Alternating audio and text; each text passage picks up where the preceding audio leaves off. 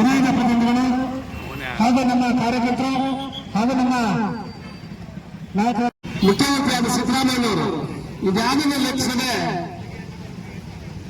ಕೆಲವು ಬಿಲ್ಗಳನ್ನ ಮಂಡನೆ ಮಾಡ್ತಾರೆ ಯಾವುದೋ ವಿಧಾನಸಭೆಯಲ್ಲಿ.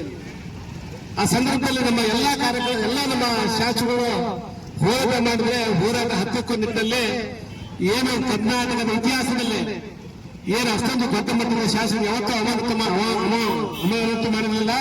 ಸುಮಾರು 18 ಶಾಸಕರನ್ನ ವಿಧಾನಸಭೆಯಲ್ಲಿ ಸ್ಪೀಕರ್ ಅವರು ಕಾಂಗ್ರೆಸ್ ಏಜೆಂಟ್ ವರ್ತಿಸಿ ಅಮಾನತನ್ನು ಮಾಡ್ತಾರೆ. ಈ ವಿರುದ್ಧವಾಗಿ ನಾವೇನು ಕಾಂಗ್ರೆಸ್ ವಿರುದ್ಧವಾಗಿ ನಮ್ಮ ಭಾರತೀಯ ಜನತಾ ಪಾರ್ಟಿ ಎಲ್ಲ ನಮ್ಮ ರಾಜ್ಯಾಧ್ಯಕ್ಷರು ವಿರೋಧ ಪಕ್ಷದ ನಾಯಕರು ಇರೋದು ಎಲ್ಲರೂ ಏನು ಈ 4% ಏನು ಇವತ್ತು ಮೀಸಲಾತಿ ತಂದಿದೆ, ಇದು ಸಂವಿಧಾನಕ್ಕೆ ವಿರುದ್ಧವಾದಂತಂದ ಇವತ್ತು ಬೇರೆ ಸಂದರ್ಭದಲ್ಲಿ ನಾವು ವಿಷಯಕ್ಕೆ ಸಂಬಂಧಪಟ್ಟಂಗೆ ನಾವು ಈ ಒಂದು ನ್ಯಾಯಾಲಯದಲ್ಲಿ ಮೊಕದ್ದಮೆ ದಾಖಲೆಯನ್ನು ಮಾಡ್ತೀವಿ ಅಂತ ಹೇಳ್ಬಿಟ್ಟು ನಮ್ಮ ನಾಯಕರುಗಳು ನಮ್ಮ ಅಧ್ಯಕ್ಷರುಗಳು ಮುಖಂಡರುಗಳಿಗಾಗಲೇ ತೀರ್ಮಾನ ದೃಷ್ಟಿಯಿಂದ ಈ ಒಂದು ಬಿಲ್ಲು ಇದಕ್ಕೆ ತೊಂದರೆ ಆಗುತ್ತೆ ಅಂತ ಹೇಳಿ ಏನು ನಮ್ಮ ಡಿ.ಕೆ. ಶಿವಕುಮಾರ್ ನಿನ್ನೆ ಅವರು ಇವರು ಕೋರ್ಟ್ ಹೋಗಲಿ ನಾವನ್ನ ಸಂವಿಧಾನವನ್ನು ಬದಲಾವಣೆ ಮಾಡಿ ಅವರಿಗೆ ಒಂದು ಕಾನೂನು ತಿದ್ದುಪಡಿ ಮಾಡಿ 4% ಮೀಸಲಾತಿಯನ್ನು ಮಾಡ್ಕೊಳ್ತೀವಿ ಅಂತ ಏನಿರ್ತಕ್ಕಂಥದ್ದು ಇದು ದೊಡ್ಡ ಖಂಡನೀಯ. ಯಾರ ಸಂವಿಧಾನದಲ್ಲಿ ಪ್ರತ್ಯೇಕ ಧರ್ಮ ಪ್ರತ್ಯೇಕವಾಗಿ ಯಾರಿಗೂ ಇಂಥ ಅವಕಾಶ ಮಾಡಿಕೊಂಡಾಗ ಇಂಥ ಒಂದು ಕಾನೂನು ಅವಕಾಶ ಇರುವುದಿಲ್ಲ.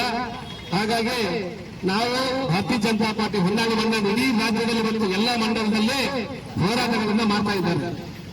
ಈ ರಾಜ್ಯಾದ್ಯಂತ ಏನು 4% ಮೀಸಲಾತಿಯನ್ನು ಮುಸ್ಲಿಮ್ಸ್ ಜನಾಂಗಕ್ಕೆ ಏನ್ ಕೊಟ್ಟಿದ್ದಾರೆ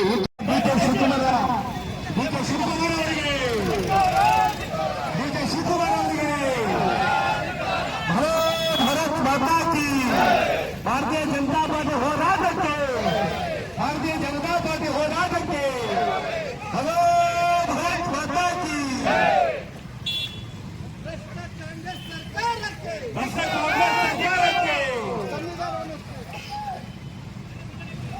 ಸಂವಿಧಾನವನ್ನು ಬದಲಾವಣೆ ಮಾಡ್ತಾರಂತ ಹೇಳುವಂತ ಡಿ.ಕೆ. ಶಿವಕುಮಾರ್ ಅವರಿಗೆ ಸಂವಿಧಾನವನ್ನು ಬದಲಾವಣೆ ಮಾಡಿದಂತ ಡಿ.ಕೆ. ಶಿವಕುಮಾರ್ ಅವರಿಗೆ ಸಂವಿಧಾನವನ್ನು ಬದಲಾವಣೆ ಮಾಡಿದಂತ ಡಿ.ಕೆ. ಶಿವಕುಮಾರ್ ಅವರಿಗೆ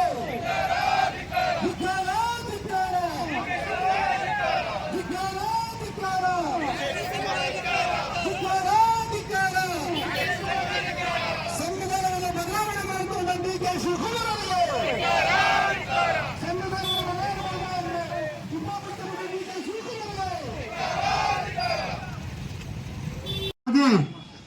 ಜನಗಳ ಮನಪರಿವರ್ತನೆ ಮಾಡಿ ಭಾರತೀಯ ಜನತಾ ಪಾರ್ಟಿ ಅಧಿಕಾರಕ್ಕೆ ಬಂದ್ರೆ ಸಂವಿಧಾನ ಬದಲಾವಣೆ ಮಾಡ್ತಾರೆ ಅಂತ ಚುನಾವಣೆ ಸಮಯದಲ್ಲಿ ಜನರ ಮನಸ್ಸನ್ನ ಕೆಡಿಸ್ತಾರೆ. ಸರಿಸುಮಾರು 11 ವರ್ಷಗಳಾಯ್ತು ಭಾರತೀಯ ಜನತಾ ಪಾರ್ಟಿ ಕೇಂದ್ರದಲ್ಲಿ ಅಧಿಕಾರಕ್ಕೆ ಬಂದು ಒಂದು ಸರಿನೂ ಅಪ್ಪಿತಪ್ಪಿನ ಸಹಿತ ನಮ್ಮ ಹೆಮ್ಮೆಯ ಪ್ರಧಾನಿಯ ಬಾಯಲ್ಲಿ ಇದುವರೆಗೂ ಬಂದಿಲ್ಲ. ಭಾರತೀಯ ಜನತಾ ಪಾರ್ಟಿ ನಮ್ಮ ಸಿದ್ಧಾಂತದ ನೆಲೆಗಟ್ಟಲ್ಲಿ ಯೋಚನೆ ಮಾಡ್ತಕ್ಕಂಥ ಪಾರ್ಟಿ. ಹಾಗಾಗಿ ಉಮೇಶ್ ಅವರು ಬಹಳ ಅಚ್ಚುಕಟ್ಟಾಗಿ ಭಾಷಣ ಮಾಡಿದ್ದಾರೆ. ಈ ಒಂದು ಪ್ರತಿಭಟನೆಯನ್ನ ಉಪ ವಿಭಾಗಾಧಿಕಾರಿಗಳು ಹೊನ್ನಾಳಿ ಇವರ ರಹಾ ಮೂಲಕ ವಿಷಯ ಹೊನ್ನಾಳಿ ಮತ್ತು ನ್ಯಾಮತಿ ಅವಳಿ ತಾಲೂಕುಗಳ ಭಾರತೀಯ ಜನತಾ ಪಾರ್ಟಿ ವತಿಯಿಂದ